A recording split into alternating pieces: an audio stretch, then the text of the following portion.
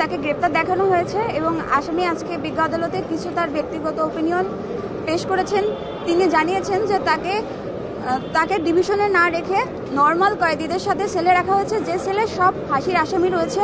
সেখানে 2000 জন আসামিদের মধ্যে 1500 জন আসামি রয়েছে যারা ফাঁসির আসামি। এমন ধরনের একটা জায়গায় তাকে রাখা হয়েছে। তিনি গত 27-10-24 তারিখে ডিভিশনের জন্য প্রাপ্ত হন এবং ডিসির কাছ থেকেও অ্যাপ্রুভাল পান এবং তিনি ডিভিশনে ছিলেন। পরবর্তীতে তাকে কাশিমপুরে নিয়ে যাওয়ার পরে সেখানে আসলে হাই সিকিউরিটি 4 নম্বর সেলে রাখা হয়েছে, যেখানে কোনো ধরনের ডিভিশন নাই এবং তিনি শারীরিকভাবে অনেক অসুস্থ এবং ওখানে কোনো ডিভিশনাল সেলের সুযোগ সুবিধা না থাকার কারণে তিনি শারীরিকভাবে এবং মানসিকভাবে এবং অনিরাপত্তার মধ্যে জীবনযাপন করছে। এই বিষয়টাই আদালতের দৃষ্টিগোচরে আনা হয়েছে।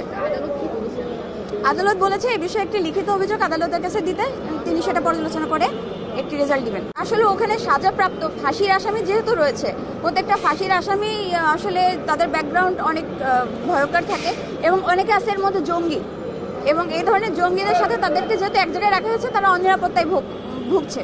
আরেকটি যে বিষয় সেটা হচ্ছে যে সপ্তাহে প্রত্যেকটা আসামি তার পরিবারের সাথে কথা বলার সুযোগ থাকে।